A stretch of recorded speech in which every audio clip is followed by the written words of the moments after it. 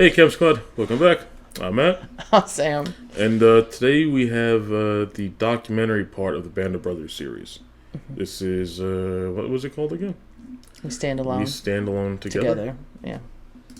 We Stand Alone Together, the Men of Easy Company. If you're new here, hit that subscribe button so you don't miss future posts. And, yeah. Want to get into this? Yep. Alrighty. How many times do you think you're going to be like, oh, look, oh. The whole time. All old men. They're so cute. Yeah. Goddamn hardcore military dude. Yeah, exactly. I'm just like, Grandpa, you're so cute. I know. I think you said that after we watched that Jake McNeese video for Phallic Christian. I'm like, he killed how many people? You're like, he's adorable. There's a comedian that talks about that. He's like, he's like the hardcore guy, and then he gets old, and instead of like Grandpa, it's like, oh, Pee-Pee or Uncle Papa, or some shit like that. It's like, this guy killed motherfuckers, and you're just like, now my name is Pee-Pee. All right, let's get into this. Ready? Yeah, go. Go.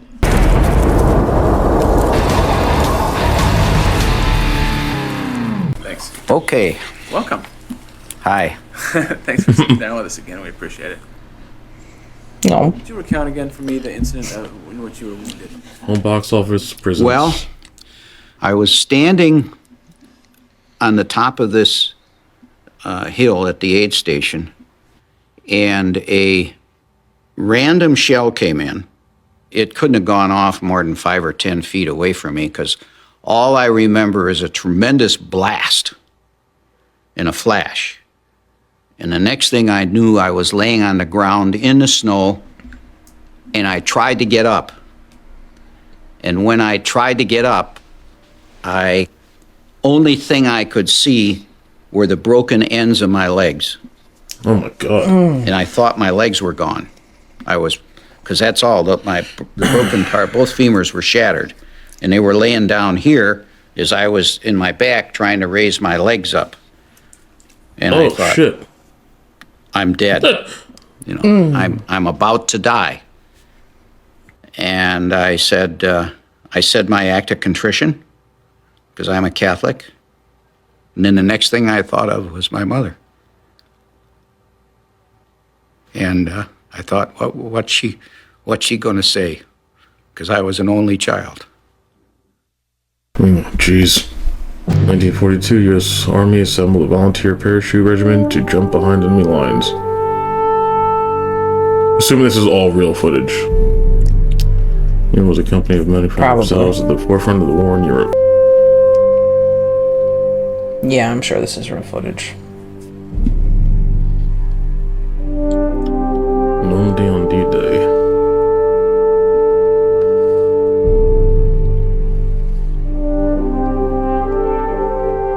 Jesus.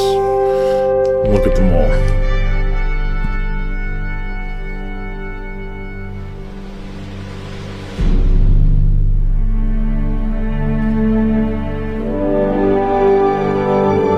It's crazy that one group of guys did all that. Well, obviously with the entire army, but like the fact that all these guys were in such big events. Well, yeah, we kept saying for the entire series, it's like, can you give Easy Company a break? Yeah.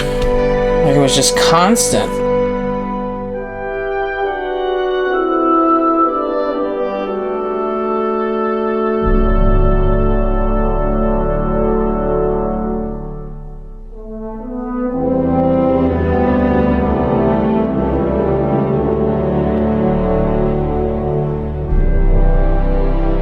Name is C. Carwood Lipton.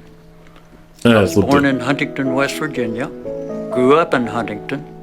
Frederick T. Heiliger, Concord, Massachusetts was my hometown. I was born in a town named Inchelium, Washington. It's on an Indian reservation up in northeastern Washington. My name's J.B. Stokes.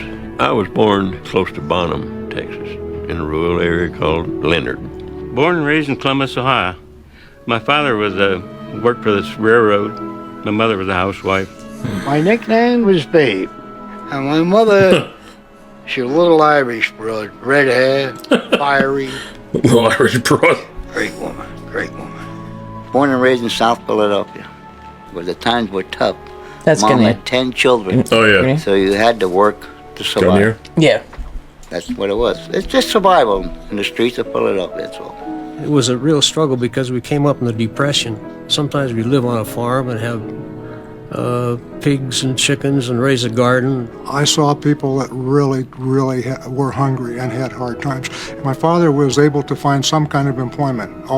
We never went hungry. We lived on a farm at the time. It was poor. Everybody was poor. That was the Depression. When I got to about 10, I got a paper route. You know, that $5 a month I made, something like that, you know. But it was at least something. There's a work ethic that the Pennsylvania Dutch in this particular area are very proud of. I was the oldest. Yep. So I sort of branched out on my own at an early age. I was married when I was 19 years old in 1941. On December 7th of 41, we were in a store and a guy, he says, the USA is in a war with Japan. And everything just went silent. I said, let's go in the Army. He said, hell, I don't want to go in no Army. I said, well, you're going to have to go sooner or later. Something was wrong with you if you weren't in the service in those days. It was just what you had to do. I wasn't going to be in the infantry, I knew that. I was going to be in some top kind of a unit, or I wasn't going to be in the Army. Life magazine had run an article on paratroopers sometime in early 1942, and it told about the training that they got and the difficult physical requirements, and I just got interested in seeing if I couldn't become a paratrooper. Nobody forced you to do this. You volunteered. And it was the notion that you wanted to do something. You wanted to be with the best. But once you got in there, you was proud to be. We was proud of our boots. We was proud of our shoulder patch. And we was proud to be paratroopers. And we was proud to be working with the guys we were working with. You know these people that you're in service with. You know those people better than you will ever know anybody in your life. Okay. I mean, you know them right down to the final thing, you know. And that comes You was when their you sniper, start your right? training while that progresses. That he got in the car accident right as he was leaving. Yeah.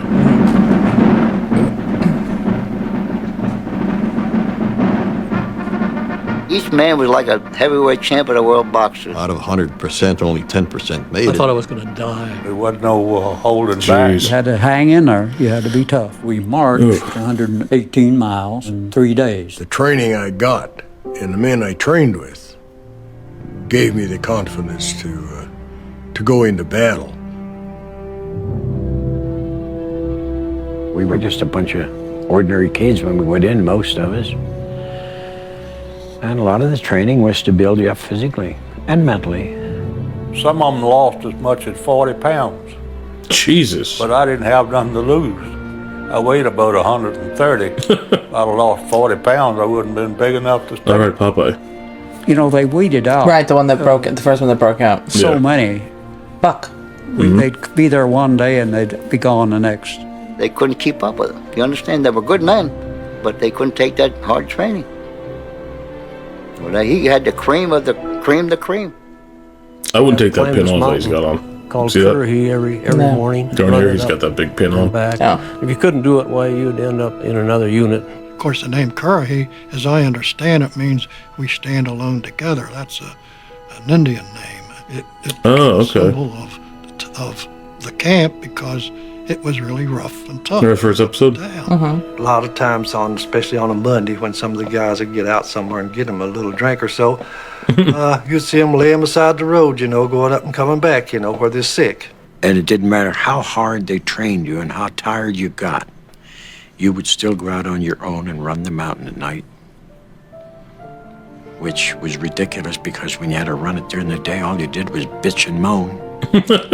And at night, they'd get a couple of guys and go up and do it on your own. We learned how to be soldiers at Toccoa as a group, all of us coming in from no experience in the Army at all, coming in directly from civilian life. I'm going to say this. I believe that The paratroopers of the 101st Airborne Division was as well trained as you could get a soldier to be at that time. Yeah. We packed our own chutes for the first jump. Nervous as hell getting on the plane. You're asking yourself, what the hell am I doing here? It came time to stand up and hook up, and we did. Coming down is great. It affects everybody different. Felt like a bird flying in the air. Broke my foot on the first one. You're dropping 16 feet a second. I can remember just like it was yesterday. That morning after breakfast, they marched us all out there to the airfield. There was a bunch of guys out there that already made their jump, and they was all hollering, "You're gonna be sorry," you know. You didn't want to be afraid, you know, because all these other guys are right there with you, and something, you know, your bravado and all that. But you didn't want to be afraid, so you kept that out of your mind. You know, in those days, jumping out of an airplane is not like today. My first flight up, I jumped. Jesus a year Christ. Before I ever landed in an aircraft. And most of the fellow troopers was the same story. Well, foolishly, I didn't think it'd be so tough, but the first jump you make is not all that bad. You don't know what you're doing. It just seems like when you step out the door, why, your chute just opened right there. As I went out the door, I was blank. I cannot remember leaving the plane until after the chute opened up. And they packed their own chutes. But after that... Just to trust that you did it correctly. But it was quite a thrill. It was just like going on a roller coaster. You get off and you want to go right back on again. Yeah. It was a thrill. It was a high, as they say these days. Yep. Everybody just seemed to enjoy themselves. They went out. The landing was the hardest part. Once I got out and the chute opened, I was happy as a lark. You know, coming down is great. I was small too, and I didn't hurt myself when I hit the ground. Some of the big ones hit the ground like a ton of Then you worried about most was your chute. Did you pack it right? And you'd go through that. You'd pack it one day and jump the next day. You had all night to think about it. Yeah. You know, all kinds of ideas of what you might have done wrong. Or yeah, exactly. That worked out fine. So we made 5 jumps in the 3rd week there, and then you were a qualified paratrooper. Got your wings pinned on, and became one of the elite members of the parachute regiment. We were thoroughly prepared. The men were trained, hardened, physically and mentally, and they were ready to jump. Thus we started off for Normandy.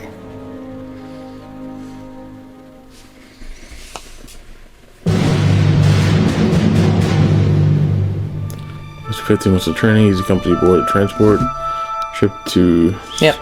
What was it? To when England. you walk up that no, the plank, town. you know you're Oh. going. As you pull out of harbor and you pass the Statue of Liberty, will I ever be coming back? I don't know. What a thought. You know you're in the parachute troops. You're going to be jumping behind the enemy lines. What do you expect? You have no idea. That'll make anybody stand and search his soul for a few minutes. Mm-hmm. Yeah, longer than that. Mm-hmm. We were ready. We were stationed in England for about a year before D-Day. Oh, the moose. We had a lot of maneuvers and parachute jumping. I'm trying to remember the They guy put from the us show. in a to put a camp. face to it. Yeah, I can't. Preparing us for D-Day. In other He's the one words, with just the cigar. about a week before D-Day, they put us in Oh, no okay. liberties, no nothing. You couldn't get out of the camp. They had guards around the marshalling area, so nobody could leave. That's when you felt that this is it. We did not know which day. We did not know where we were going to jump until we were locked in. Then they had debriefing to tell you exactly what your mission was. And they took this map and they made a scale model are the features of the land. They put in all the little buildings, all the bridges, all the little knolls, all the sand dunes. Everything was in on that layout. We knew it by heart. We knew exactly where we'd go. Knew exactly what to do. I mean, if you could have been there at the time to see where the planes were lined up and all the gliders hooked up to the planes. Jesus. Tanks and trucks and fields and fields and fields. Just the sheer number of them. Had no idea that there was that much hardware. So there's no question about it. We knew it was going to be big. And that day that, we got the orders to get in the planes, this is it. What? Joe. I think that's the one that spoke German at the concentration camp. Oh, you think so? I think so. A lot of these guys still have good hair. We had confidence in our leaders and all the plans and preparations that had taken place before the invasion. So we were confident and calm.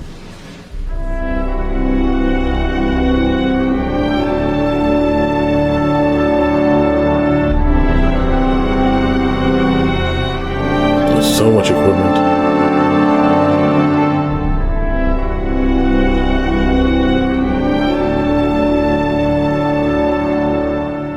We were all loaded down to the gills. We carried everything that we thought we could carry in the line of personal items, plus the necessary things we were assigned to carry, and we were loaded. Oh, there's the ankles bag. The ankle bag. Oh, the black bag right there? No, one of them had it on.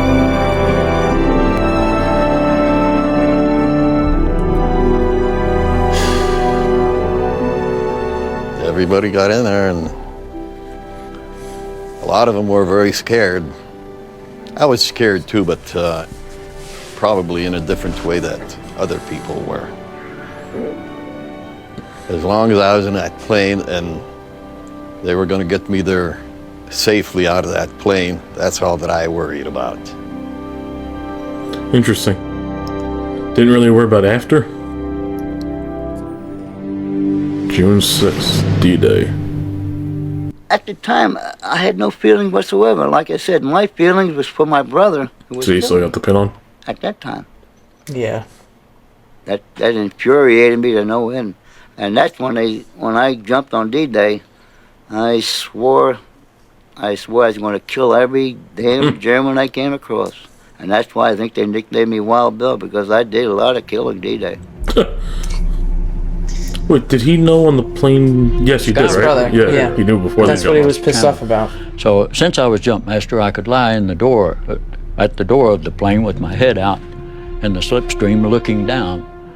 And I saw the thousands of craft, ships, everything from LCIs to battleships down there in the channel. And I think that's when I first realized how large the invasion was, tremendously large the invasion was. We rode for about an hour and a half, I guess, before we went down off the south end of England and then across the Jersey Islands and then across the Cherbourg Peninsula.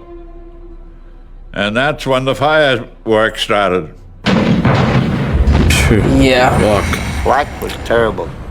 Any aircraft was absolutely horrendous. It was like a July the 4th celebration 10 times over. Then it would hit under the wings and body, and you could hear it going brrr, like gravel hitting on the fender of a car. You could see tracers all over the place. That's why everybody wanted to get out of the plane as fast as they could. Whether it was high, low. Oh, fuck. No matter where we were at, out. They wanted out of the plane. They were getting shot up. But finally, the pilots, I'm just happened to read their minds is, okay, we got so much gas, and we're going to have to get back to England. So what are we going to do with all these guys back here? Give them the green light sometime. Get out. We're standing there ready to jump. There was a certain relief, I think, when the green light came on and everybody said, let's go. Man, I jumped up on a run and hit the static line with the hook and out the There's door. $2. And got such an opening blast from the opening shot from the prop blast that it broke this chin strap that we had on this helmet liner, and that's when I lost this famous leg bag that everybody talks about just from the shock of the opening. It just flew right off my foot. The British come up with this. They call them leg bags. They got to be this big, and you keep stuffing everything you get your hands on in them.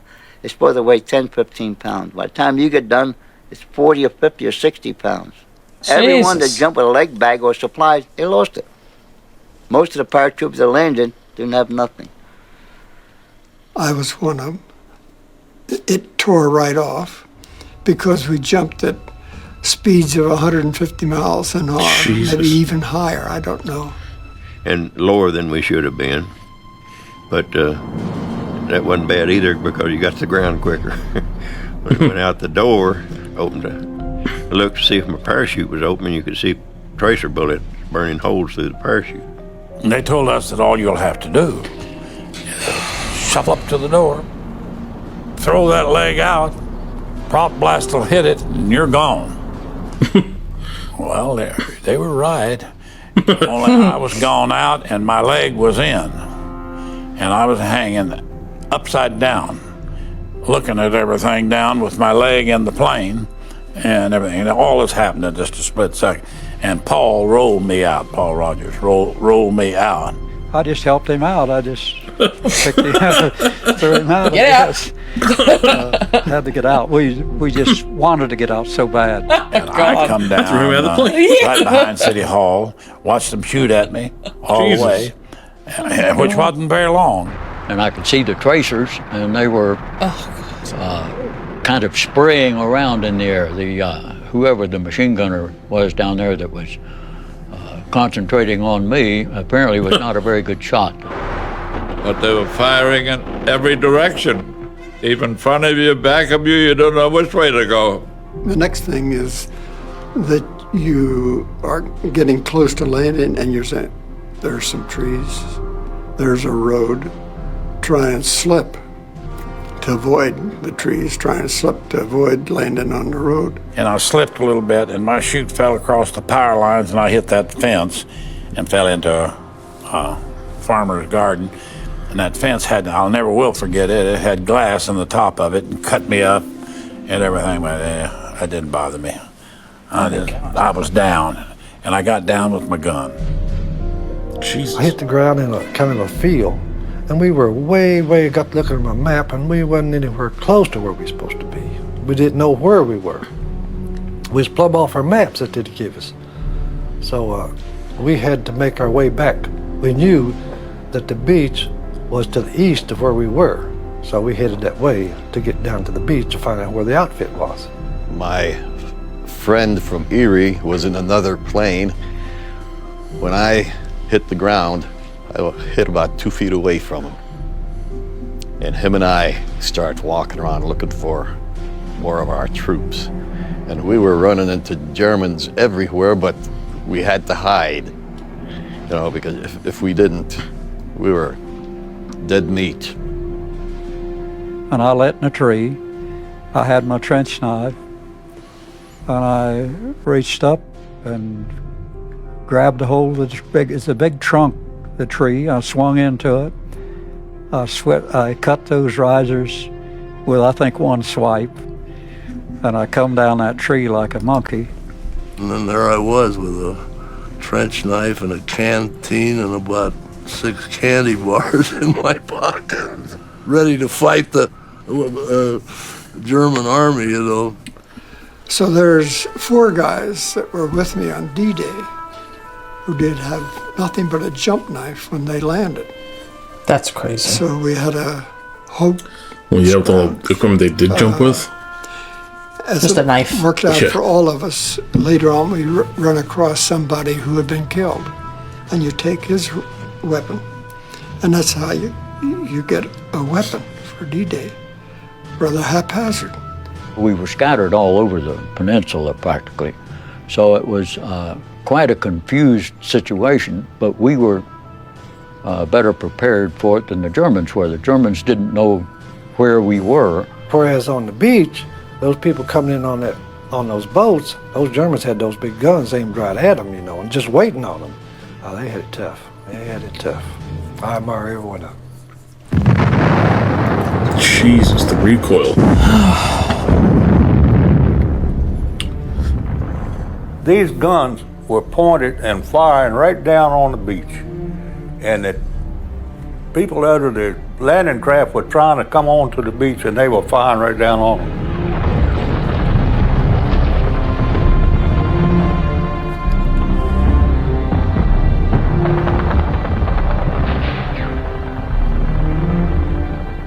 This battery of 105s was placed precisely where it should be to protect that causeway, any troops coming up the causeway. Wasn't that the 4 that they had to take out? Years later on and look at it, you think, no. This was laid out exactly right. I don't think so. I think so. I think that's the 4 that they had to take out. Yeah. Okay, yeah, it was. We thought we knew where every foxhole was in Normandy. We knew where everything was. We knew it cold. But on this one, the Germans had moved in there and camouflaged us so well, we didn't know it was there.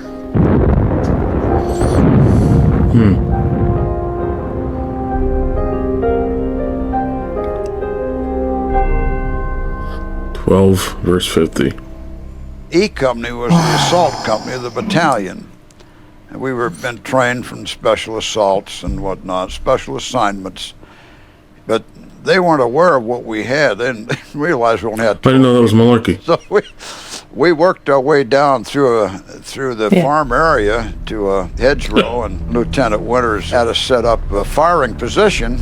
And went up to scout it for myself, crawled out along this hedgerow to get a little closer to look it over, and I felt I could see a trench, and I thought I knew where our machine gun was.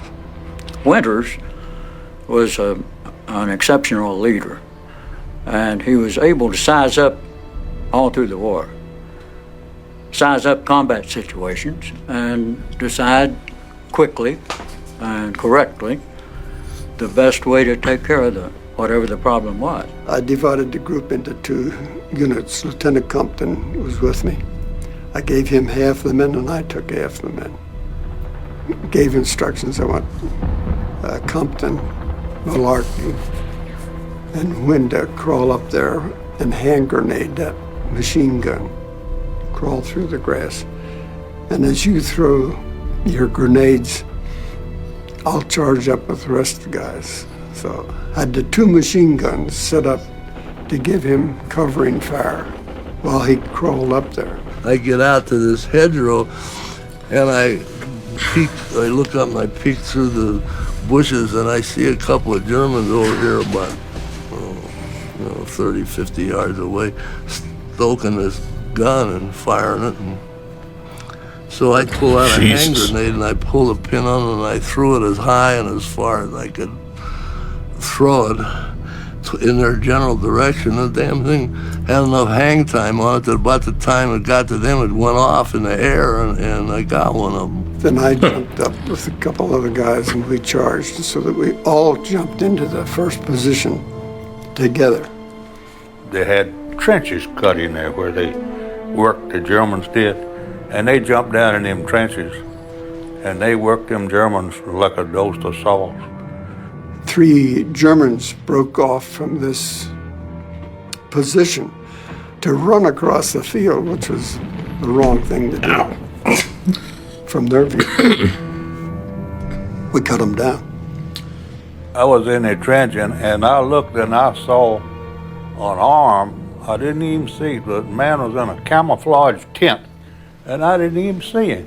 And then I saw an arm stuck over that tent and one of those potato masher grenades, with a stick, come over there, and I said, well, he's gonna miss me. And that thing fell right down in that trench with me. And I was trying to scuttle my way out of the way of it and it went off. And I felt like it blowed my butt over my head. It pretty near did. He's behind the enemy lines on D-Day. Does he holler help? Now, he hollers, "I'm sorry, Lieutenant. I'm sorry. I goofed." I felt like I kind of let them down, but, you know, that's neither here nor there. My God. It's beautiful when you think of a guy who is that dedicated to his company, to his buddies, that he apologizes for getting hit. But that's the kind of guy he was, and that's the kind each one of them was. They were all the same.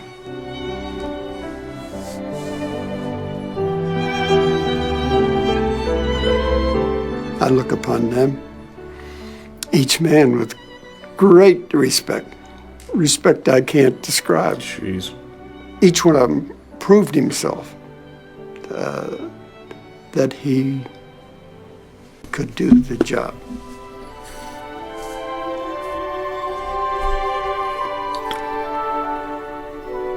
We've been through Normandy. We've been through battle. And maybe if I had been harder, if I had done a little bit better job, there would have been a couple more men going home. So he still thinks he could have done better.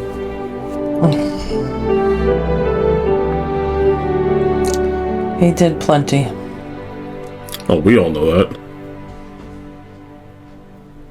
I never thought I'd get through D-Day, let alone the next phase or the next phase. I thought I was going to get killed instantly. The chances of survival is very, very slim. Extremely slim. As the parachute, we got that done in Edinburgh, Scotland, 1944. Me and Johnny Martin. Drunk as a skunk. Well, Garnier and I decided we'd go to Scotland and get a tattoo. We didn't figure we had a chance to come home.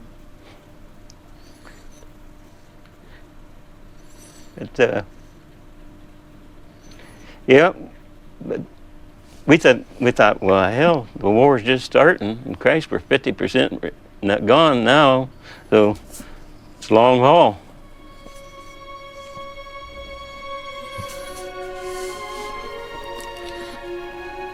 The 101st came back from Normandy after about 33 days, and we were the replacements for the people who were killed in action or wounded in the Normandy mission. There were young kids that came in, and for some reason, I don't know why, they were the first ones killed.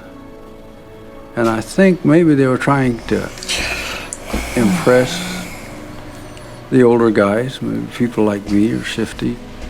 We were in awe of them. They were wearing infantry badges, you know, their uniform. They had a star on their jump wings. They were like heroes to us, you know. That's how we looked at them. All right, he was part of the replacements. But I got right there to where I didn't want to be friendly with replacements coming in because, God, I didn't like seeing them get killed. It just tore me up. And I don't know why, but they were the first ones killed. My 10-man squad that I was in, 8 were replacements, and the squad leader, and had been to Normandy. We had not. There were 8 of us that hadn't been anywhere but Auburn, you see, so. And then the training got really tough between there and the Holland jump. It was training. And we had a couple of missions scratched. We were supposed to jump on a French city of Tournai. And it got to the sand table part where we all gathered around to see which bridges we were going to do, who was going to do what, and General Patton's troops overran the drop zone. So that one was called off. And we were wondering if we were ever going to get to go. And then, of course, it got to be September. September 17th, 1944. Market Garden. It was a Sunday afternoon, noontime, 70 degrees. The drop was perfect. It was a mass drop. Everybody was dropping on the same field. Daytime drop's a lot easier. You can see where you're going. You can sort of prepare for the landing. I saw a plowed field, and I slipped right over it, and I believe I almost landed standing up, you know, soft. A great jump. The most dangerous part about it was the fact that people are continually losing helmets and equipment, and all this equipment's raining down. And if you got hit with this, you're going to be killed or right, never thought of that. before you get off the drop zone. Everyone else losing their stuff going to hit you when you land. We'll assemble very fast. We moved out towards the Wilhelmina Canal. Our mission was first to take a bridge over the Wilhelmina Canal. It took us hours to get there. And taking hours to get there, the few German troops that were to secure this bridge had plenty of time to set their charges to blow the thing up. Just as we got to it, I was maybe 150 yards away, it blew up in our faces. Oh my God. These rocks and timbers were flying, and they're falling all around you, and you can't help but think to yourself, my God, what a way to die in combat, to be killed with a flying timber. That we were that close. It delayed us until the next morning. We wanted to get across that night, but it took us till the next morning to get across. But once we got in, the Dutch, it was just marvelous. Their reaction. They loved Americans and still do, for coming in there and pushing the Germans out. That was that parade, remember? Right? I think so. They call us angels from the sky, which we were. I mean, you're under German occupation for 4 years, right? It's horrible when you see paratroopers come out of the sky on Sunday morning. Who are they? They're the angels. They love you. Their welcome was unbelievable. Mm-hmm. They couldn't restrain how happy they were to see you. And it was hard to even get down the streets because the people were out there swarming all over us trying to congratulate us for being there and all that. And they hugged you and kissed you, and we didn't mind. You know, naturally, we was young. We didn't mind at all. And they were really proud to see us. And to the point where it was dangerous for us trying to clean out the town because snipers did some damage in a situation like that.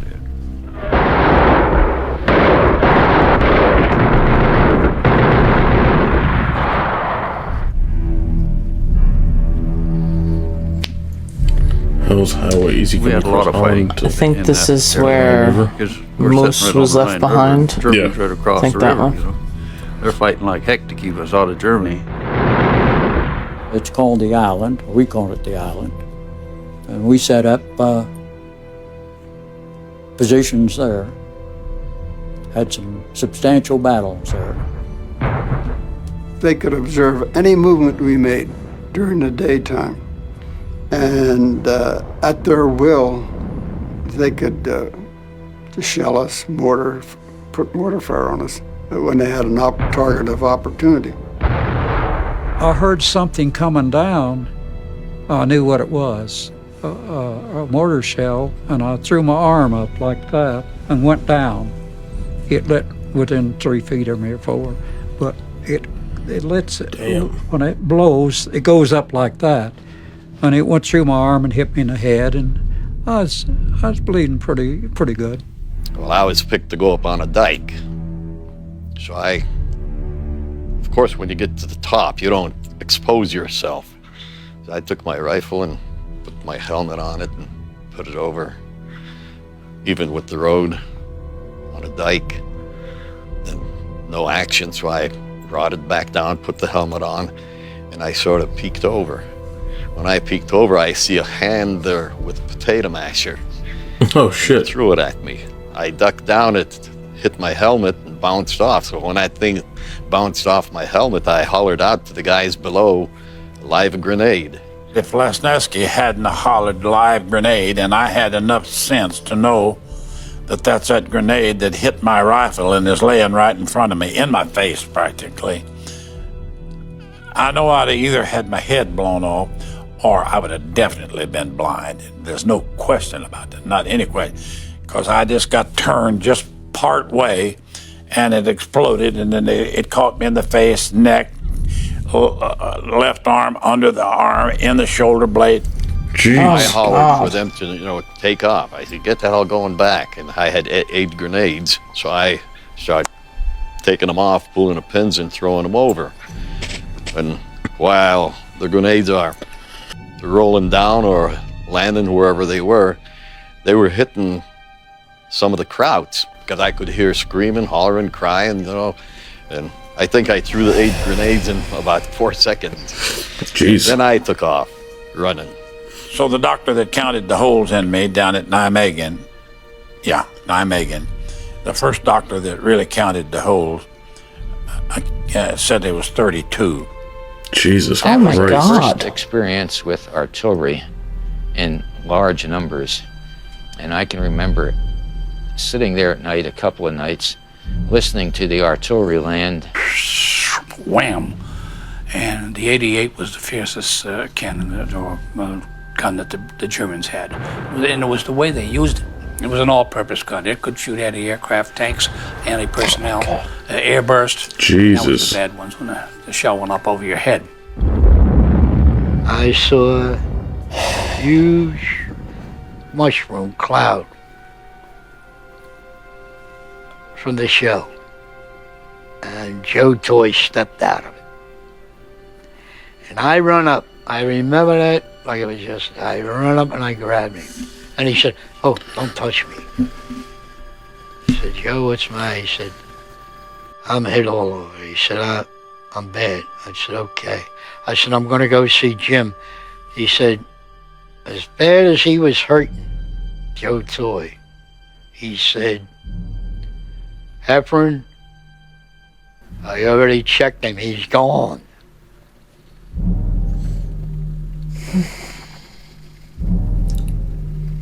Jim Campbell might be alive today.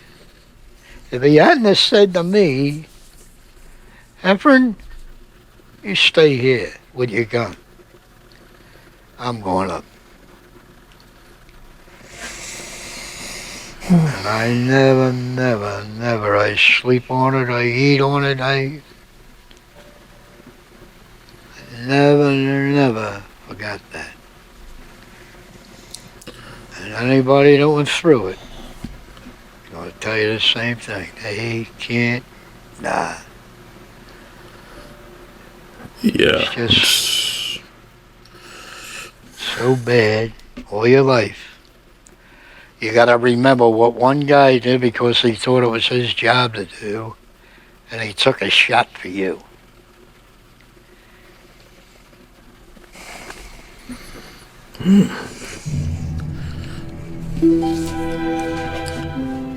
Frontline for more than 70 days. On these men, the physical exhaustion affects their endurance to be able to cope.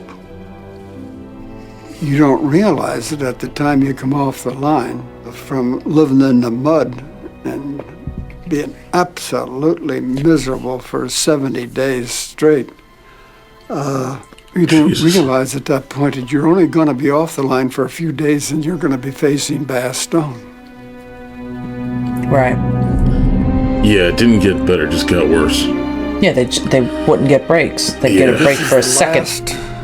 Desperate action of the Germans to turn the tide of this whole war.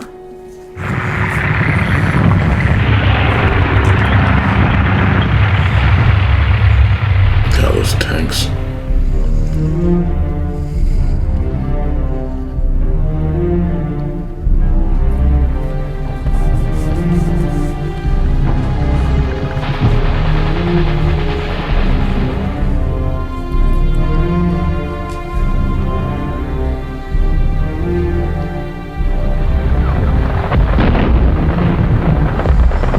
That episode still messes me up.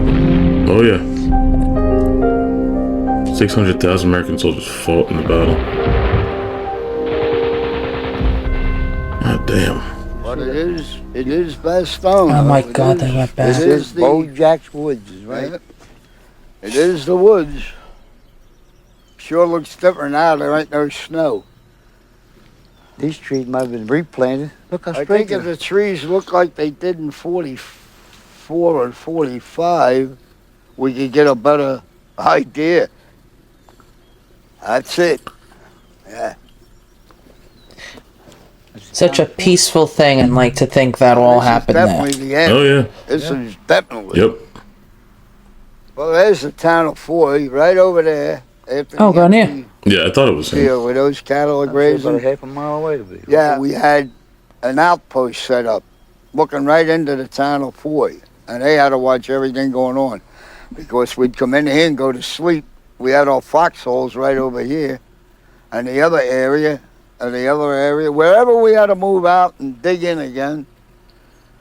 Of course, the Krauts had plenty of artillery.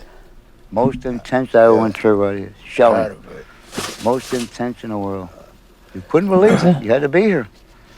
You just dove in the hole and just pray. That's it. If it comes in, you ain't going to know it. You ain't going to know it. We lost Muck and Pentella over on this side. They were killed instantly. Direct hit, 88. Direct hit right in the hole. Right. Just made mincemeat out of them. Georgie Luz come over and he hollered, I can't see nothing of them. There's nothing there. They were all gone, just disintegrated. Unmerciful shelling, really. This is why I like history so much. Like, everything's still there. Yeah, shredded.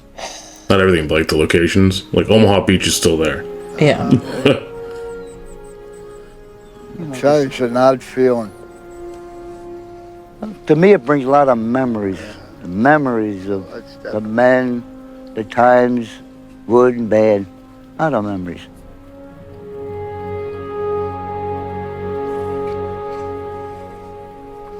I wonder if the joke that he said while he was on the stretcher to, I think it was Joe. It was the most miserable place I've ever If been. that's actually what he said to him. I beat you to the hospital or whatever he said. Real cold night. We go to bed and my wife will tell you that the first thing I'll say is, I'm glad I'm not in Bastogne. The Germans wanted to get Bastogne because of the road network. That's why it was such an objective. So that's where we had to hold, which we did. 318 trucks come in around noontime, and by that evening, everybody was loaded and moving out. We were short of equipment.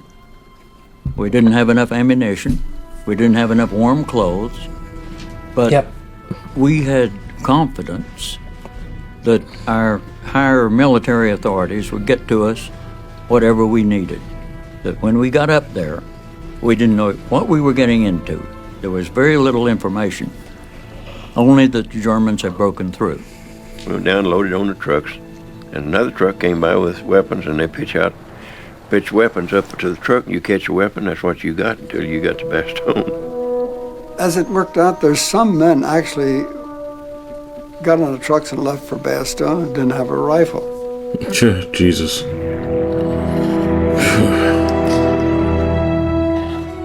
When we got there, we saw men singly and in twos and threes working their way back, some of them even without weapons, without equipment. Oh my God. Some of them were terrified. They were beat to enough, and every one of them were telling us, you know, they're going to kill everybody. They're running over everybody. They couldn't believe when they saw us up there that we intended to set up defensive lines and to stop the Germans. They said they couldn't be stopped. We went out of town, we started taking up their weapons and their ammunition. Asking the guys that's retreating, you got any extra ammunition or a hand grenade you don't want? Oh yeah, you could hear the firing going on up ahead, and we're marching towards it with hardly any ammunition. We marched through the night and went up to the forward That's side terrifying. of Bastogne and dug in. Yeah. And then it snowed. Snow, cold up to your rump. We didn't have no winter clothing or nothing. Jesus Christ. Third of the Oh, God. casualty was either frostbite or trench foot or whatever you want to call it. Bad move. A lot of snow. A lot of everything you didn't like. Ooh, it's a cold place.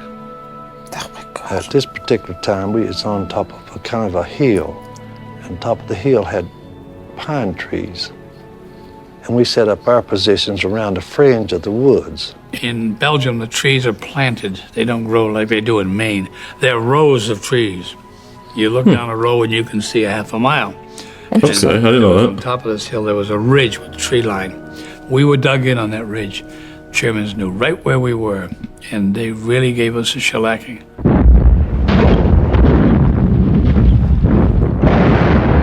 Germans had guns so big they had to carry them on trains. Called the Paris in gun. wartime, the Mother Earth is your best friend. And you can always dig a hole and get out of sight, you know. We dug plenty of those. Yeah. You'd be surprised how quick you can get through that hard ground when somebody's shooting at you and them shells are falling. Now, you can make fast work of it. We Yeah, it have seems to dig so that difficult. Well, we say we It's came frozen ground. experts on foreign European soil. We dug in, and two people could dig a better hole than one. And the ground is frozen, it takes quite a while. You just chip it out. And by the time you get it done, they whistle for you we're moving out. And you go someplace else and do it. Oh my God. Now, you must understand, we were surrounded. The Germans were about maybe 100 yards away from us. No matter where you looked around in the circle, you could see artillery flashes. So we knew from that we were surrounded. We went through a couple of shellings at Bastogne that were earth-shaking. If you lived through them, you remember them for the rest of your life, and I'm not sure you're the same for the rest of your life after you live through them. You never forget them. There was one moment there that I remember vividly. I'll never forget it. One of the guys got hit in the arm with a piece of shrapnel, took his arm off above the elbow. And they were taking him out. He said, "Get my wristwatch off of my arm." And before they took him out, that always stayed with me. I mean, a calm voice and everything, "Get my wristwatch off of my arm."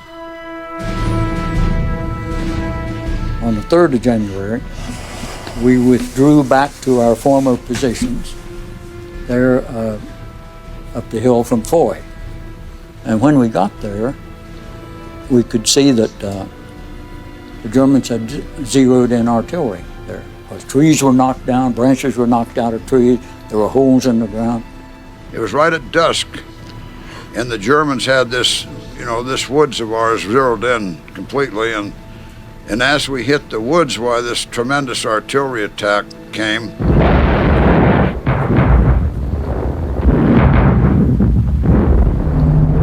They knew where we were, and they started shooting point-blank 88s into our area. They were letting us have it, everything. The kitchen sink mortars, Erfelwaffers, that's a rocket thing that's a screaming sound. Oh, Jesus. It scared the hell out. I mean, I was scared, but I think I was petrified then. I thought the whole world was shooting at us at once. I jumped into a foxhole that somebody had started and then hadn't finished. So I was crouched down in that foxhole, but it that wouldn't scene. hold all of me, so Which one? about my He's nose lifting. up was Yeah. above Yeah. the ground. Yeah. I could see all He's these not really up. shells hitting. We're like, that's not dug out. That's what we're talking about. Oh, yeah. Sergeant Garnier lost a leg, and Joe Toy lost a leg in the same place right there on one hill. I remember just this certain instance, Joe got caught not near his hole, and Bill and I were ahead of him, and Bill had not been hit, and he came up out of his hole quickly, and we were still under heavy fire. Joe said, "Jesus Christ, what do I have to do to die?" He got hit real bad, the back and the leg. And he's out there and have a medic, and he can't find a medic. I went out to see what I could do for him. Bongo, I got it too. I went over to Garnier. He was sitting on the ground. His leg was badly mangled. He was holding his leg and it was jerking like that. And he said, "Lip, they got old Garnier this time." He had been hit before, but they really got him there. we got them out of there, like Babe Heffron and I and some others, and they brought a Jeep down, and we put them on stretchers, and I better not talk about them. Yeah, better not talk about it. They're terrible. Yeah.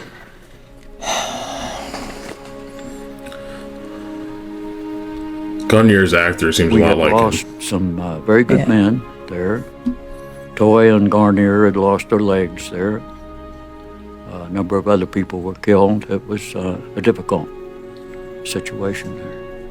When a man was wounded, we felt glad for them. We felt happy for them.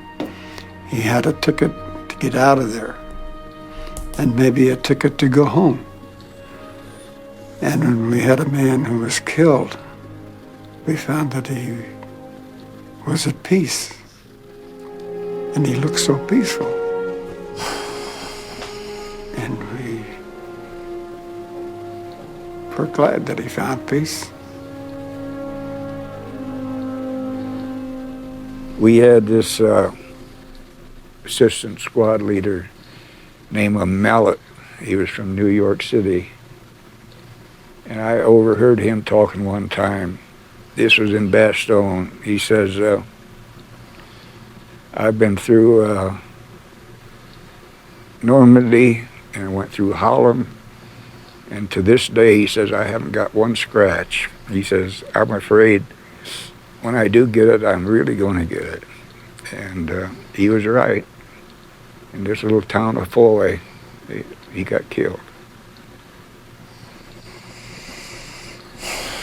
So I don't think he had any premonition of it. He just wondered about it, you know. But I never did wonder. Never give it much thought. You just live from day to day. Keep your fingers crossed, and that was it.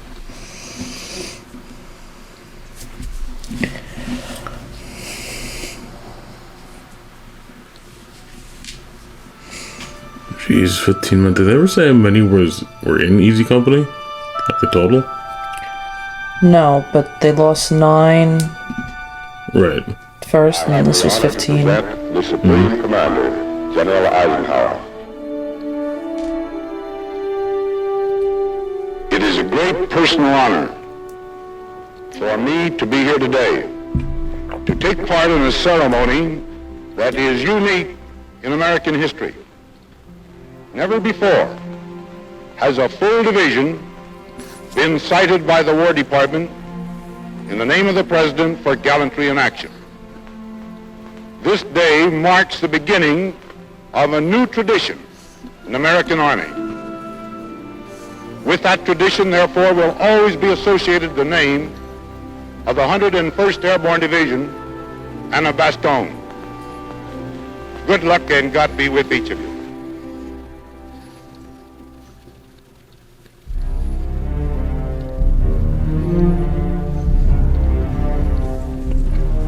The Germans had started to surrender. They still had their arms.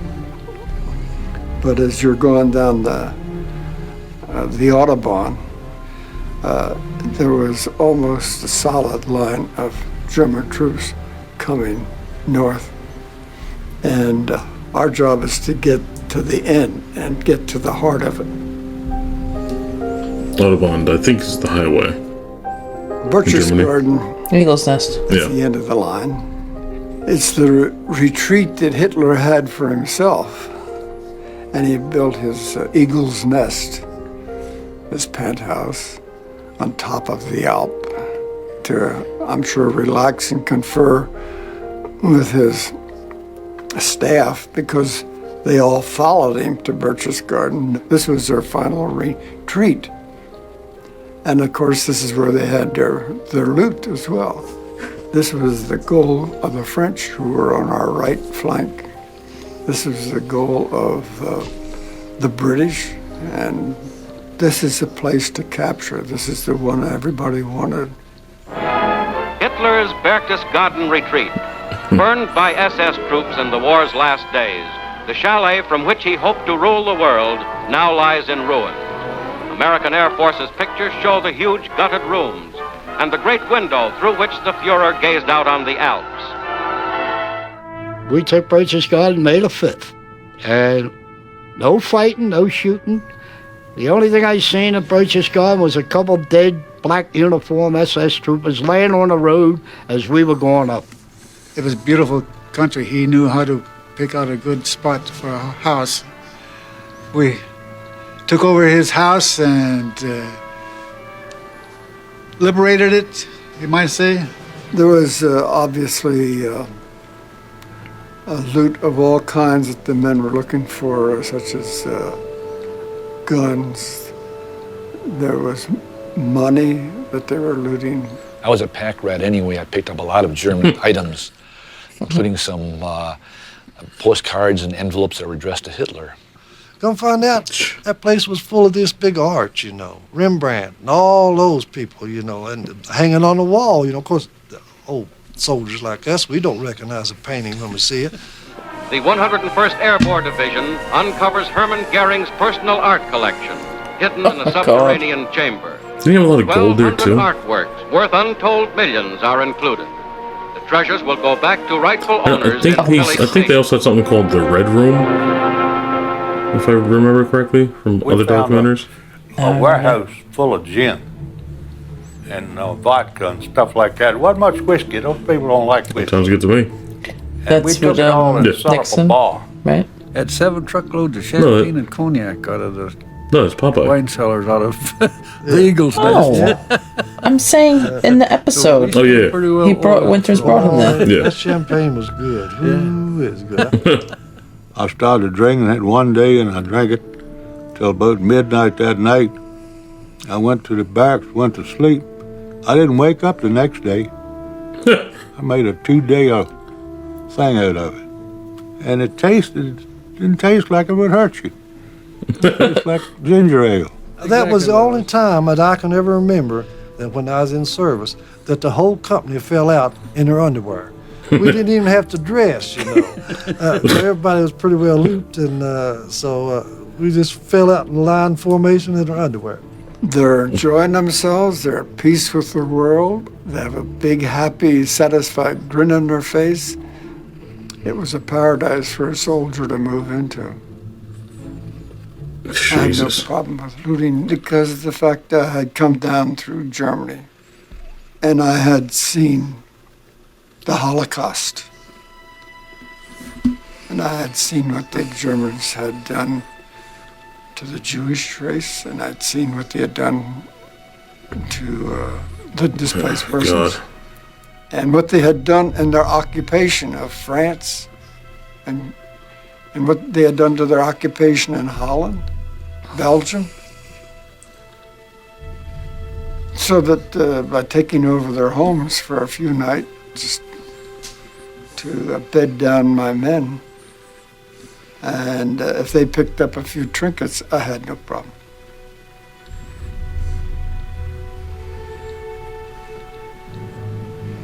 Someone said that in the episode, the Holocaust victims were played by cancer patients. Yeah.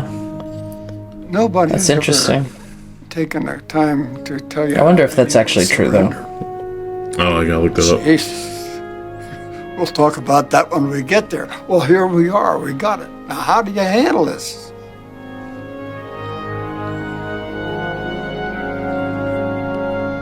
The German army was a well-disciplined army, and those prisoners that come down out of the Alps, they came down in formation. They marched down. They didn't drag down, you know, or nothing like that. They came down as defeated soldiers. I think we thought that the Germans were probably the evilest people in the world. But as the war went along, we found out also that it wasn't the Germans per se. It was the SS and the special troops. They were the ones that could kill their own people, and the regular German soldier was not that way. One of those prisoners handed me this little book I could have, and I looked at it, and it was a little Catholic prayer book for the Mass. And all of a sudden, I'm faced with the thing, hey, I haven't got Nazis here, I got some Catholics. And I've got a Catholic good enough to stick one of these in his pocket. Yeah. A lot of those soldiers, I've thought about this often. That man and I might have been good friends. We might have had a lot in common. We might have liked to fish, you know. He might have liked to hunt. You never know, you know. Of course, they were doing what they were supposed to do, and I was trying to do what I was supposed to do. But under different circumstances, we might have been good friends. I have a great deal of respect for them as soldiers. They were very good soldiers. But they're still enemy. So they must be controlled as prisoners. When it reached the level of surrender for company and smaller units, I was assigned this major. And when he walked in, he presented me this pistol. Wow. And offered his personal surrender. I thought he said he could keep it. Well, in the show it did. It could have been another pistol. Which naturally I accepted gratefully. So that would be the end of the war for his men, and this is basically the end of the war for my men. And the significance is that it wasn't until later, when he had given me this pistol and I had a chance to look at it carefully, that I realized this pistol had never been fired. There was no blood on it. That's the way all wars should end, with an agreement with no blood on it. And I assure you, this pistol has never been fired since I've had it, and it will not be fired. Wow.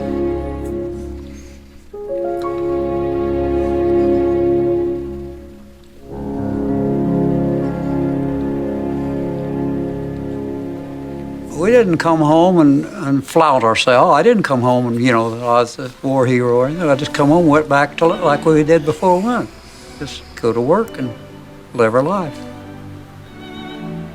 I think it was difficult for most fellas coming back. They didn't know what they were going to do when they got out. I didn't, had no idea. Went to work for a coal company. Did some bartending and ran a pool hall. Took up a course in ornamental horticulture. It didn't pay very much, but there were a lot of nice people. I went to work where I was working before the war. It was Caterpillar Tractor Company. I became an industrial arts teacher and a social studies teacher. The spring of '46, I took a boat to Ketchikan, Alaska. I went to work for the government, a letter carrier for 37 years. I built homes. I went into construction. I went into hard work, tedious work. I'd done everything. You name it, I'd done it. I ended up working on the waterfront. And I went with the CIA in Washington. Got my degree in 1948. After the war, I became a teacher and taught for almost 30 years. Got a job working for Nixon Nitration Works. I was making $75 a week. We've never become wealthy in life, but we have a lot of other wealth that means more than that, really. Everyone done well. I done well too. Thank God.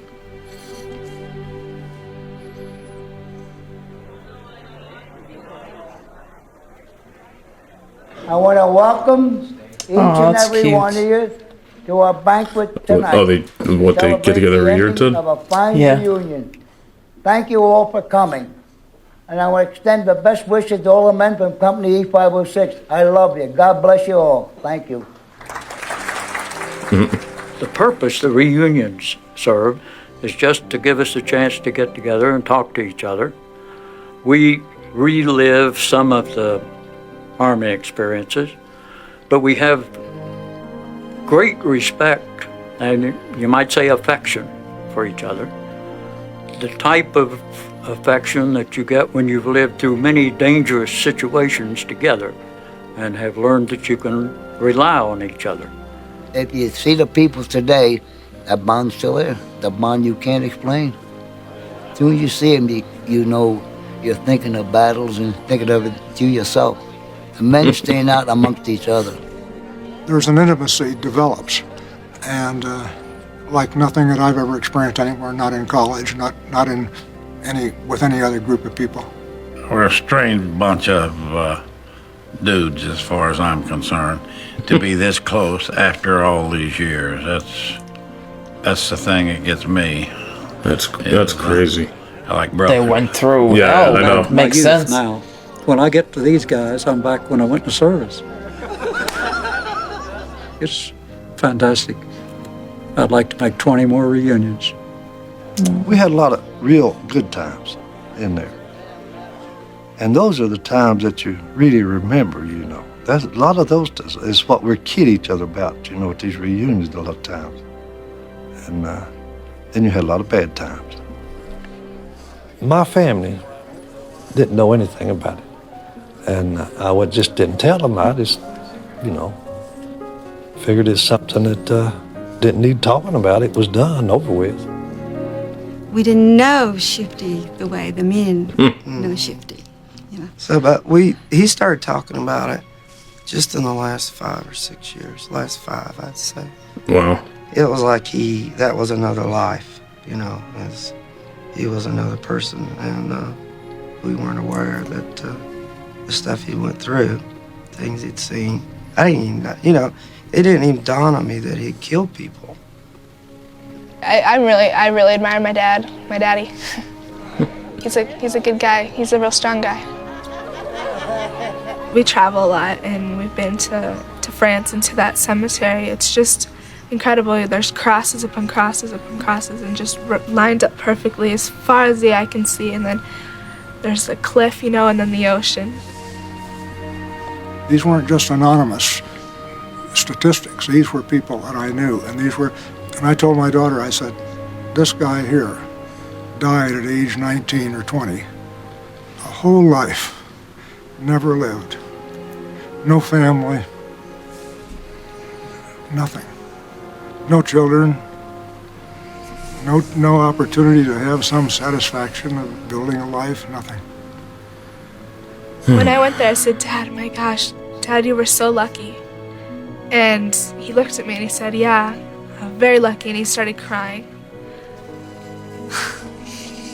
These guys have been with each other in the absolute base experiences of human existence. They were there with each other, knowing you're going to die, or thinking you're going to die, or seeing people dying all around you. And there they went, day after day, and I admire that. It held my father even on his tombstone as Sergeant Joe Toy. Wow. 506 PIR, 101st Airborne Division. That's what he wanted on his tombstone. It meant that much to him.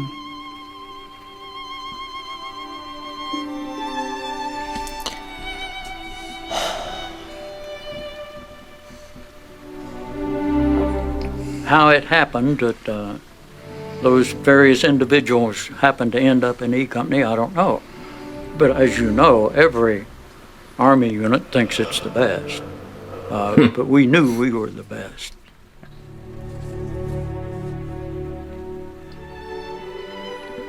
Think about your guys more than anything else. Think about most of them every day. Something is etched in your memory, I guess. You'll never leave either. Am I a little proud of having once served in that outfit?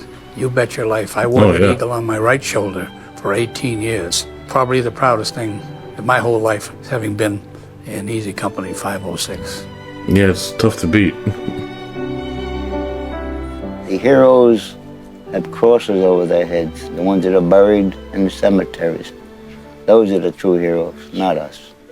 We're just part of the work, that's all. And we thank God we got back alive. That's all.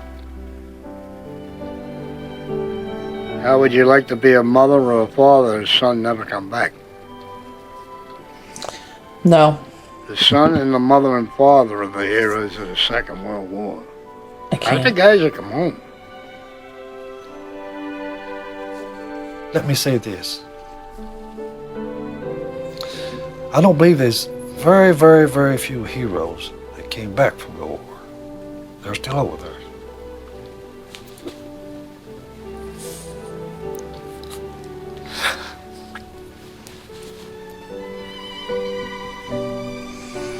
Do you remember the letter that Mike Raney wrote me?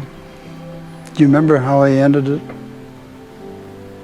I cherish the memories of a question my grandson asked me the other day when he said, Grandpa, were you a hero in the war?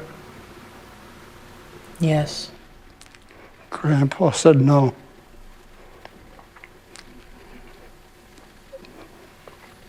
But I served in a company of heroes.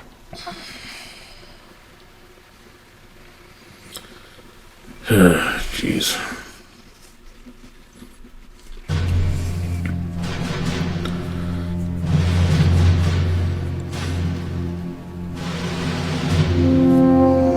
Oh my God.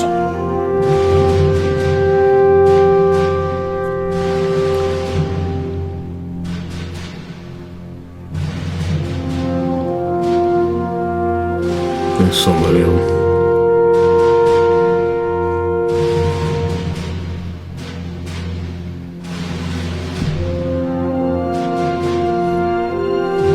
How many Millers were there?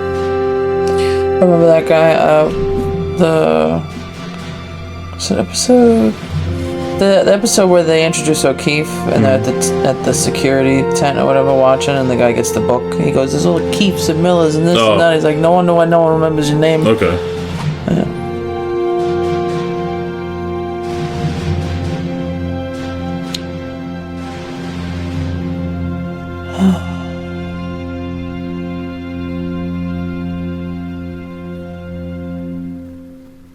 And we used to have a few beers at night, and I'd sing, and Garnier would try to come over and sing. He'd say to Garnier, "Garnier, you're Italian. You don't know this song." Garnier could sing it better than he did. Bridget O'Flynn. How's it go? Oh. Bridget O'Flynn, Bridget O'Flynn, where have you been? Sure, it's a fine time for you He's to cute. You went to see the big parade, me eye. Sure, the big parade I never took so long in passing by. Look at your shoes, ain't it sin, Bridget O'Flynn? Sure, your story and your shoes are mighty thin. If you know anyone that owns a canoe, I'm telling you, Bridget, just what to do. Stay away from the water, Bridget, darling. Now that's the song Twilight. And that's what we sang. You only needed a sissel of beer. 2 beers you were drunk because you were in great physical condition. You were too peaked, you know, and 2 beers you were high as Georgia Pine. I can't. Alright, well, that was The Real Men of Easy Company. That was a nice ending. Yeah. Obviously, they still having some fun. Yeah.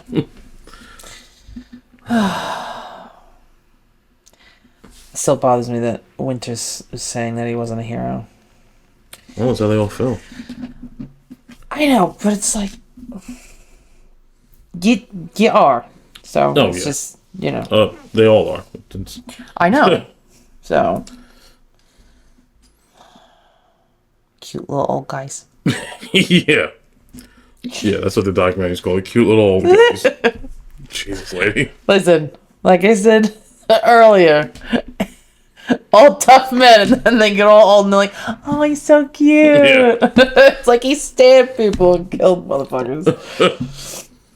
All right, everyone. Thanks for watching with us. Yeah, we're gonna start the Pacific. All right. Click subscribe if you want to watch the Pacific with us. Yeah. Bye. Bye.